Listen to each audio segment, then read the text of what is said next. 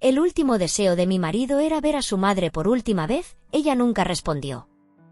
Durante años, ella trató de separarnos. Quería que se casara con otra, y cuando él me eligió a mí, lo aisló por completo. Incluso cuando se estaba muriendo, se negó a verlo. ¿Y cuándo murió? Apareció en el funeral, gritando. No para llorar. No para despedirse. Sino para exigir su herencia. Me llamó ladrón. Mentiroso. Y fue entonces cuando me di cuenta de que ella no perdió un hijo. Ella lo tiró. La primera vez que conocí a Alejandro, sentí que mi mundo finalmente había encajado en su lugar. Fue durante nuestro último año de universidad. Ambos éramos estudiantes de ingeniería, apasionados por la resolución de problemas y la innovación. Nos unimos a través de largas noches de proyectos, risas compartidas durante los descansos de estudio y el sueño en común de construir una vida significativa. No pasó mucho tiempo antes de que nuestra conexión se profundizara, antes de darnos cuenta, éramos inseparables. Después de graduarnos, nos mudamos juntos a la ciudad. Encontramos buenos trabajos, alquilamos un apartamento acogedor y comenzamos a construir el futuro que habíamos imaginado. Todo parecía estar en su lugar. Éramos jóvenes, ambiciosos y profundamente enamorados. El mundo estaba lleno de posibilidades. Pero había una sombra sobre nuestra felicidad, la madre de Alejandro, Carmen. Desde el momento en que la conocí, quedó claro que Carmen tenía sus propios planes para la vida de Alejandro, y yo no formaba parte de ellos. Siempre había imaginado que su hijo se casaría con Sofía, la hija de su mejor amiga. Sofía era todo lo que Carmen quería en una nuera, callada, obediente y dispuesta a dejar que Carmen siguiera siendo la figura central en la vida de Alejandro. Yo, en cambio, era independiente, directa y tenía mis propias ambiciones profesionales. A Carmen no le gusté desde el principio y nunca hizo el menor esfuerzo por ocultarlo. Al principio, intenté ganármela. Fui lo más amable y considerada posible. Acompañaba a Alejandro en sus visitas a casa de su madre, ayudaba en la cocina durante las cenas familiares e incluso escuchaba pacientemente cuando hablaba de Sofía, como si fuera la mejor persona del mundo. Pero sin importar lo que hiciera, el desdén de Carmen por mí era evidente. Al principio fue sutil, con comentarios disfrazados de cumplidos y pequeñas indirectas. Cuestionaba mis elecciones profesionales, preguntándose si podría equilibrar el trabajo con una relación. Me comparaba con Sofía, resaltando cómo ella tenía valores más tradicionales y era más adecuada para Alejandro. Pero con el tiempo, su desaprobación se volvió más abierta.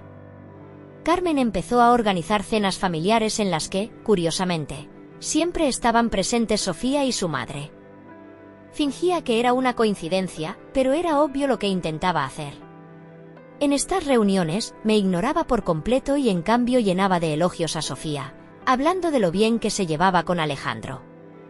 Era como si estuviera organizando audiciones para el papel de esposa de su hijo, y yo ni siquiera era considerada para el papel. Alejandro, para su crédito, veía claramente las manipulaciones de su madre. Siempre intentaba incluirme en la conversación y me defendía cuando los comentarios de Carmen se volvían demasiado hirientes. Pero estaba claro que ella nunca me aceptaría, por más que lo intentara. Era agotador. Cada cena me dejaba sintiéndome más aislada y empecé a temer cada visita a su casa. Todo llegó a un punto crítico cuando Alejandro y yo nos comprometimos. Estábamos eufóricos, esperanzados de que nuestro compromiso la hiciera cambiar de opinión. Cuando le dimos la noticia, realmente creímos que podría reaccionar con alegría. Pero en lugar de felicitarnos, Carmen reaccionó con furia. «¿Cómo puedes hacerme esto?», gritó a Alejandro, con lágrimas corriendo por su rostro. «¿Estás arruinando tu vida por ella?». Se negó a reconocer el anillo en mi dedo y salió de la habitación hecha una furia. Poco después, decidió cortar todo contacto con Alejandro. Le dijo que si se casaba conmigo, ya no sería su hijo. Alejandro quedó devastado, pero se mantuvo firme a mi lado. Amaba a su madre, pero no estaba dispuesto a sacrificar nuestra relación para complacerla. Fue una decisión dolorosa, pero que solo fortaleció nuestro vínculo. En los meses previos a nuestra boda, Carmen intensificó sus intentos de sabotearnos. Dejaba mensajes de voz a Alejandro, suplicándole que reconsiderara y se casara con Sofía en su lugar. «Estás cometiendo el mayor error de tu vida», le decía. «Te vas a arrepentir, Alejandro». Sus palabras lo afectaban, pero él nunca dudó en su apoyo hacia mí. El día de nuestra boda fue hermoso, lleno de amor y felicidad. Pero había una tristeza en el aire. Carmen no estaba allí. A pesar de todo, Alejandro había mantenido la esperanza de que su madre apareciera, de que dejara a un lado su orgullo por un día y lo apoyara. Pero no lo hizo. Cumplió su amenaza y lo borró de su vida por completo. Los años que siguieron fueron una mezcla de alegría y dolor. Alejandro y yo construimos una vida maravillosa juntos. Su carrera prosperó, la mía también avanzó. Compramos una casa preciosa y tuvimos 2 hijos hermosos, un niño y una niña. Nuestros días estaban llenos de risas, amor y la felicidad que habíamos soñado desde la universidad. Pero la ausencia de Carmen siempre fue una sombra. Nunca reconoció nuestro matrimonio, nuestro hogar ni a sus nietos. Se negó a conocerlos, aferrándose a su amargura y resentimiento. Durante 5 años, fue un fantasma en nuestras vidas, y aunque intentamos seguir adelante, sabía que la distancia con su madre pesaba en el corazón de Alejandro. «Es mi madre», decía en voz baja cada vez que hablábamos del tema. Solo desearía que pudiera aceptarnos. Me rompía el alma ver cuánto le dolía su rechazo. A pesar de todo lo que había hecho, él seguía queriéndola. Seguía anhelando su aprobación. Pero con los años, quedó claro que Carmen nunca cambiaría. Lo que no sabíamos era que el mayor desafío de nuestras vidas aún estaba por llegar. Hace unos meses, a Alejandro le diagnosticaron un cáncer agresivo. El pronóstico era devastador, y su salud se deterioró rápidamente.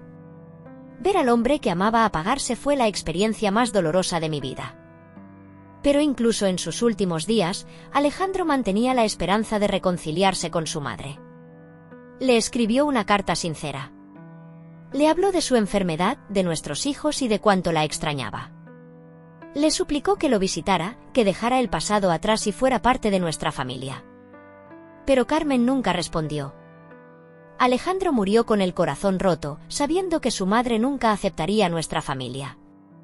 Y mientras sostenía su mano en sus últimos momentos, le prometí que protegería la vida que habíamos construido juntos, la vida de la que Carmen había elegido no formar parte. El funeral de Alejandro fue el día más difícil de mi vida. El hombre que había sido mi mejor amigo, mi compañero, mi todo, ya no estaba. Pasé semanas preparándome para ese momento, pero nada pudo aliviar el peso aplastante del duelo. El servicio fue íntimo, rodeado de familiares y amigos que lo querían profundamente. Tomé la decisión consciente de no informar a Carmen sobre el funeral. Después de años de su desprecio y rechazo, no quería que convirtiera un día ya doloroso en un espectáculo. Pero mis planes no importaron. Carmen apareció de todos modos. Ni siquiera la vi al principio. Estaba enfocada en mantenerme firme para mis hijos, que aún no lograban procesar la pérdida de su padre. Pero de repente, escuché su voz. Aguda, furiosa, inconfundible. Me giré y la vi de pie cerca de la entrada, con el rostro marcado por una mezcla de rabia y dolor. «¿Cómo te atreves?», escupió, su voz temblando de furia. «¿Cómo te atreves a hacer un funeral para mi hijo y no invitarme?». La sala quedó en silencio. Todas las miradas se posaron en nosotras. Sentí el peso de los ojos de todos, la sorpresa ante la escena que estaba ocurriendo. Respiré hondo, tratando de mantener la compostura. «Carmen», dije con calma, «este no es el momento ni el lugar para esto». Pero ella no tenía ninguna intención de calmarse. «Tú me lo robaste», gritó, su voz resonando en la sala. «Tú lo alejaste de su madre. Tú eres la razón por la que está muerto. Y ahora ni siquiera me dejas despedirme de él». Sus palabras fueron como un golpe, pero no iba a darle la satisfacción de verme quebrar. «Hoy estamos aquí para honrar la memoria de Alejandro», respondí con voz firme. «Por favor, no hagas esto». En lugar de tranquilizarse, Carmen se tornó más agresiva. Comenzó a lanzar acusaciones, diciendo que yo había manipulado a Alejandro. que lo había apartado de su familia y, finalmente, que lo había dejado morir sin permitirle reconciliarse con ella. Se dirigió a los presentes, intentando pintarse a sí misma como la madre desgarrada a la que cruelmente habían apartado. Era un espectáculo y podía sentir la incomodidad en la sala. Algunas personas evitaban mirarnos, otras intercambiaban miradas de preocupación. La situación se estaba volviendo insoportable. Intenté desescalar la situación, diciéndole a Carmen que podríamos hablar en privado después de la ceremonia. Pero ella no quería esperar. «Quiero respuestas ahora», exigió. «Y quiero saber qué pasará con las cosas de Alejandro. Como su madre, tengo derecho a saber qué dejó». Su exigencia me dejó en shock. Esto no era solo dolor o ira. Era codicia. Afortunadamente, Alejandro había previsto algo así. En las semanas previas a su muerte, se había asegurado de que su testamento estuviera en orden. Había dejado todo para nuestros hijos y para mí. También había escrito una carta para su madre, explicando sus decisiones. Saqué de mi bolso el sobre que contenía los documentos y se lo entregué a Carmen.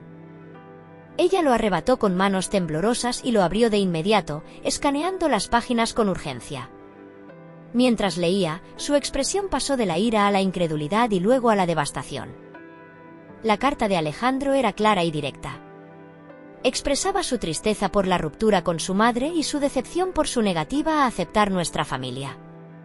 Le decía que siempre había esperado una reconciliación, pero que sus acciones le habían dejado sin más opción que excluirla de su testamento. «Quise que fueras parte de mi vida», había escrito, «pero tú lo hiciste imposible.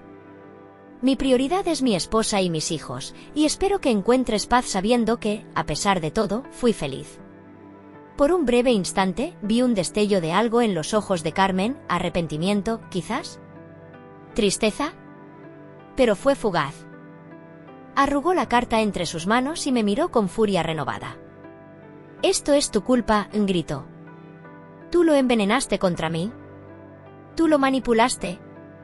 Apreté los puños, luchando contra las lágrimas.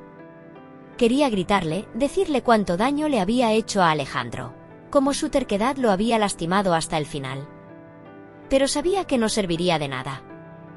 Carmen estaba demasiado consumida por su resentimiento para ver la verdad. El funeral, que debía haber sido un momento de paz y despedida, quedó empañado por su rabieta. Finalmente, se marchó, pero no sin antes asegurarse de que todos los presentes hubieran escuchado sus acusaciones. Podía sentir las miradas sobre mí mientras la puerta se cerraba tras ella. Después de la ceremonia, algunas personas se acercaron a darme su apoyo, pero incluso sus palabras amables se sintieron teñidas por la escena que Carmen había causado. Sabía que su veneno se esparciría, que su versión de los hechos quedaría en la mente de muchos. Los días siguientes fueron aún más difíciles. Perder a Alejandro ya era un golpe devastador, pero Carmen no me dio ni un momento de respiro. Su comportamiento se volvió más agresivo. Comenzó a difamarme con cualquier persona que quisiera escucharla. Contó a los familiares de Alejandro, a nuestros conocidos en común y hasta en redes sociales que yo había falsificado el testamento, que lo había manipulado y, lo más espantoso, que lo había dejado morir intencionalmente para quedarme con sus bienes. Al principio intenté ignorarlo, pensando que la gente vería la verdad. Pero Carmen era persistente. Sus mentiras eran convincentes y lo peor, tenían un tinte de verdad.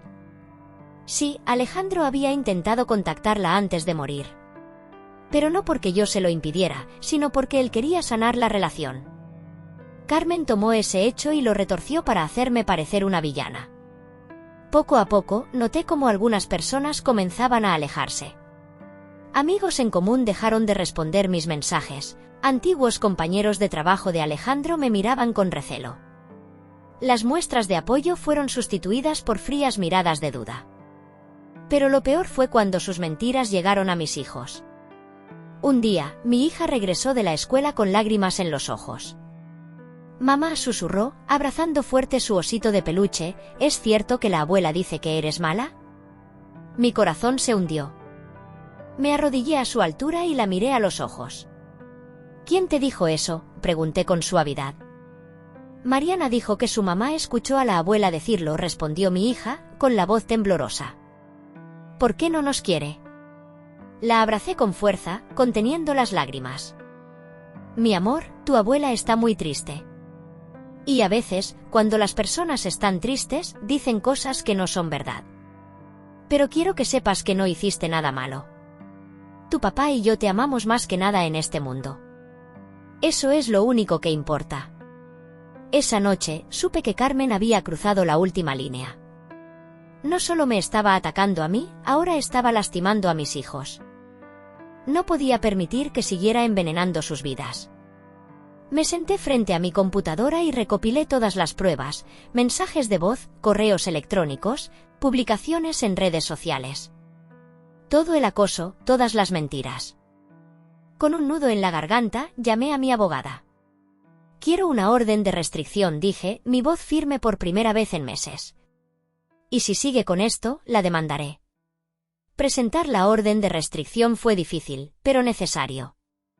Finalmente, tenía una barrera legal contra Carmen. No podía contactarnos ni acercarse a nosotros sin enfrentar consecuencias. Los rumores no desaparecieron de inmediato, pero con el tiempo, la verdad comenzó a salir a la luz. Poco a poco, algunas personas que habían creído sus mentiras volvieron a mí, pidiendo disculpas. Aún así, establecí límites. Mi prioridad ahora era mi familia, y no iba a permitir que nadie más la pusiera en peligro.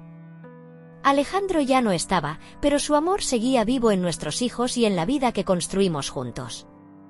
Y yo, por primera vez en mucho tiempo, decidí elegir la paz sobre el rencor. La sombra de Carmen se desvaneció con el tiempo. Y aunque su ausencia nunca dejó de ser una herida, aprendí que algunas personas no pueden ser salvadas. Pero mi familia sí. Y esa fue, al final, la verdadera victoria.